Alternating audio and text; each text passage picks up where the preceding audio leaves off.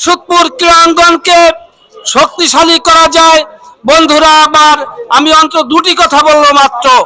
আপনারা জানেন মকসুদ সারা বাংলাদেশে উপজেলা প্রতিষ্ঠা হওয়ার পরে মকসুদপুরে একটা ক্রীড়া সংস্থান একটা সংস্থা ছিল, কিন্তু মাঝে কিছুদিন এই ক্রীড়া সংস্থাটি একেবারে অকেজো অচল অবস্থায় ছিল। কিন্তু বর্তমান আমাদের মাননীয় সংসদ সদস্য জনাব সেলিমুজ্জামান সেলিম, উনি ভেবেছেন যখনই ক্রীড়া সংস্থায় ক্রীড়াঙ্গন বন্ধ হয়ে গেছে, ঠিক আমাদের ছেলে পেলে ছাত্র সমাজ, আমাদের বন্ধু সমাজ যারা সবাই তারা মাদকের দিকে ঝুঁকে পড়েছেন।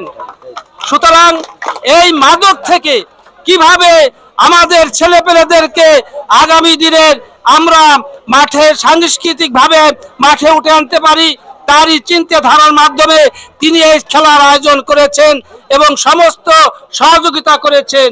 এবং তিনি বলেছেন যে আগামীতে যেভাবে মকসুদপুর উপজেলা থেকে সুন্দর সুন্দর প্লেয়ার গঠন করে আমরা জাতীয় দলে খেলতে পারি, তাদেরকে অন্তর্ভুক্ত করতে পারি, একমাত্র সেই আশা এবং প্রত্যাশাই তিনি করেছেন।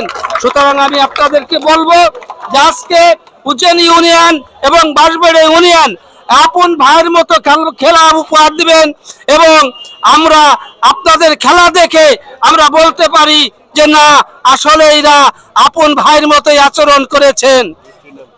পরিশেষে আপনারা সবাই ভালো থাকবেন, সুন্দর থাকবেন এবং আগামীতে এমন খেলার আয়োজন যাতে করতে পারে সে